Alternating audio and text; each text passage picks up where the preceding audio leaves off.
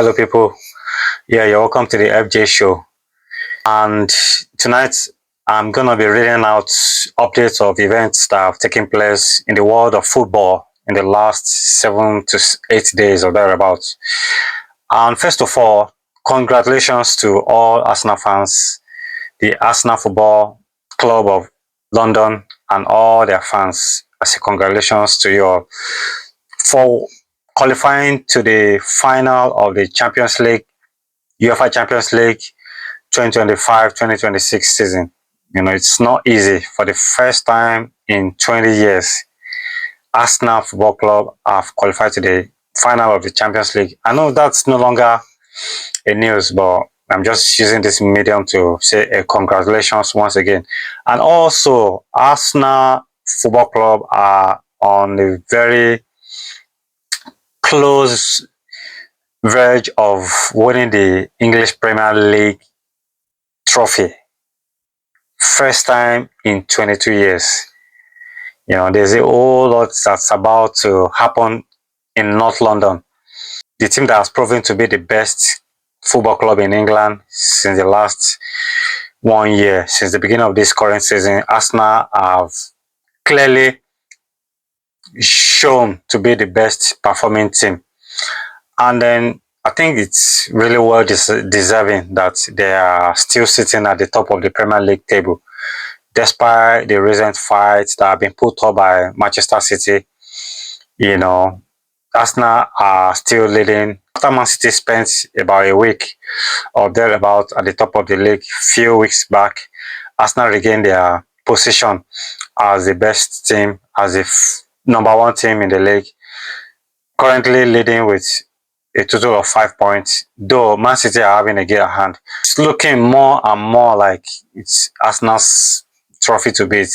So let's just keep fingers crossed, but everything is looking more like it's Arsenal's trophy already.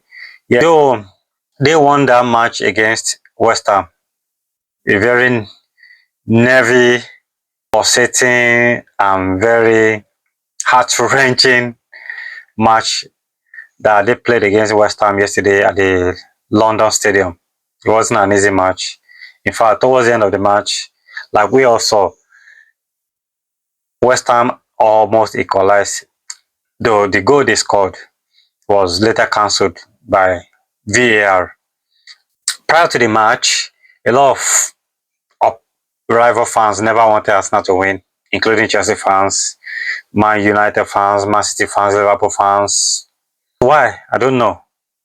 Naturally, to be honest, no Chelsea fan will, celebrate when an Arsenal team are winning any football match or they are at the verge of winning any trophy. It's natural. And mind you, Arsenal fans too never ever wishes that Chelsea fans are able to celebrate winning any major trophies. The rivalry is always very strong, and it's understandable. Though I personally, also banter Arsenal fans, and then it's always a thing of joy when you're able to banter them and say, "Oh, you guys have lost, we have won, we've got so amount of trophies. You guys haven't won trophies in a while." But then when they start performing well, I still always find it quite normal to come out and say, "Oh, congratulations." So that's just how it is.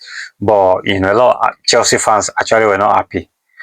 A lot of Man U fans, Man United fans, Man City fans, Liverpool fans were all against Arsenal on Sunday afternoon.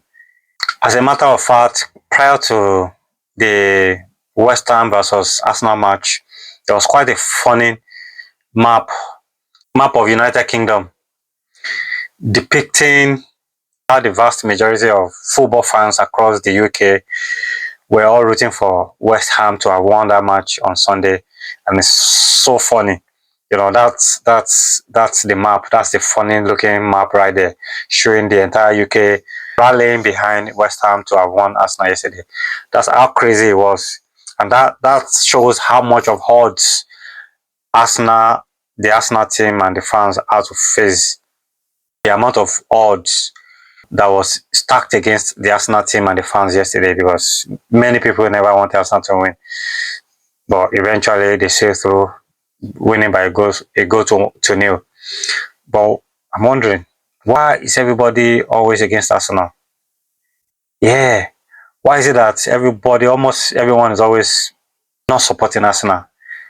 Almost all the rival fans in England, across Europe, really support Arsenal, especially in England. Why? Is it because they are so loud? Yeah, Chelsea fans too can be loud sometimes, but I think, to be honest, Arsenal fans can be quite loud and hostile. Can be quite oppressive sometimes.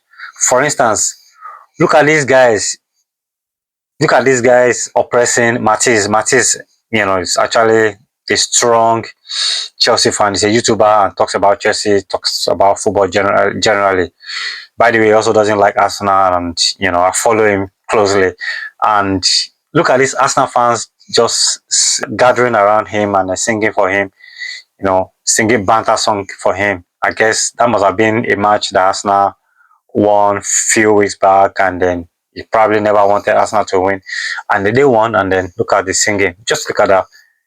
Are you Tottenham in disguise? Are you Tottenham in disguise? Are you Tottenham? Are you Tottenham? Are you Tottenham in disguise? Are you Tottenham in disguise? Are you Tottenham? Are you Tottenham? Are you Tottenham in disguise?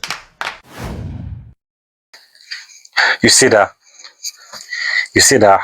That's how hard. That's how hostile Arsenal fans could be sometimes. But then it's all banter anyway.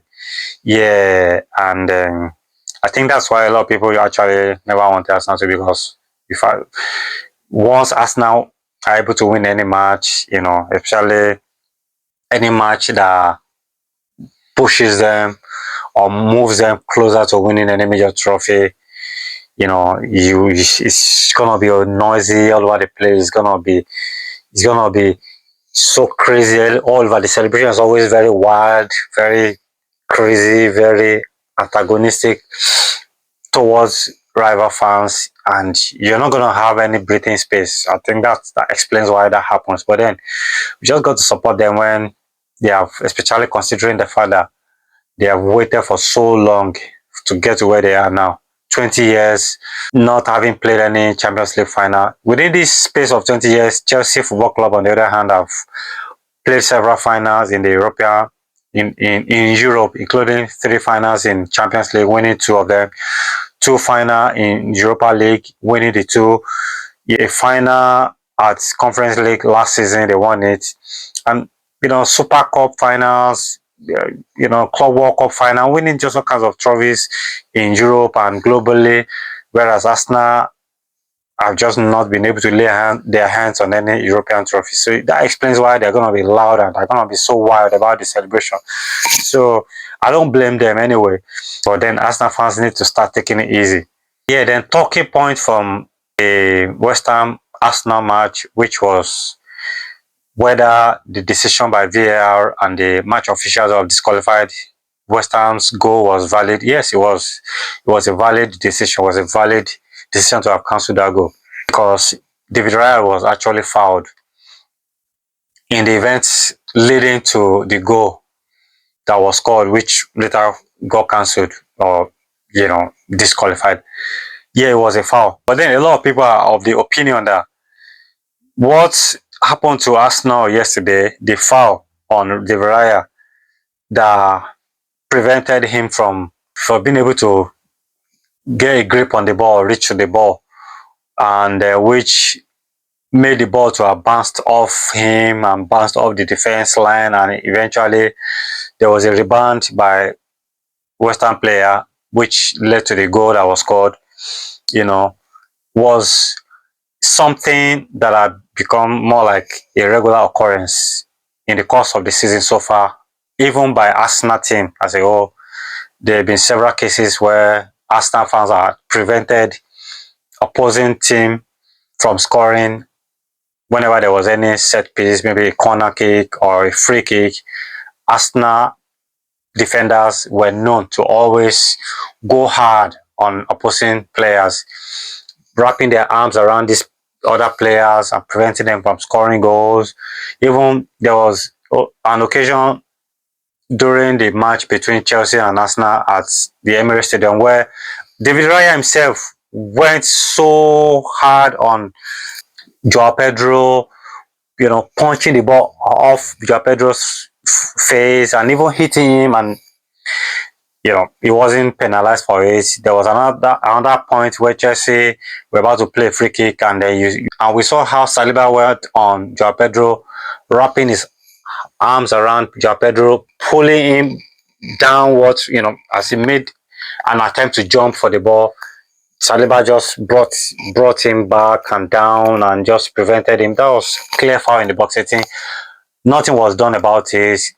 The Chelsea players protested to the referee, but then it was never revisited. It was never checked with the VAR. The match was allowed to go on playing, and there had been several of similar cases occurring over and over, and nothing was done about it. That's why rival fans have been crying since Sunday when this match was played that, the VAR and PGMOL have not been consistent in their officiating. If the same thing that Arsenal defenders, the players, and even the keeper have been doing to other rival players, opposing players, was done to them yesterday, and this time around, it was concluded to be a foul on the keeper, then where is the consistency? That's the question everyone has been asking. There was even a statement credited to a Manchester United legend, Peter Schmeichel, who says Arsenal have been blocking opponents' keeper all season long. They will never be on the top of the league if we disallow these goals. Yeah, I think this is a valid statement. This is a valid point. Arsenal as a whole have been doing the same thing to all, virtually all the teams in the Premier League. But when it came to their turn to be served with the same medicine they've been serving other people, that was when VAR came to their rescue, and then ciao.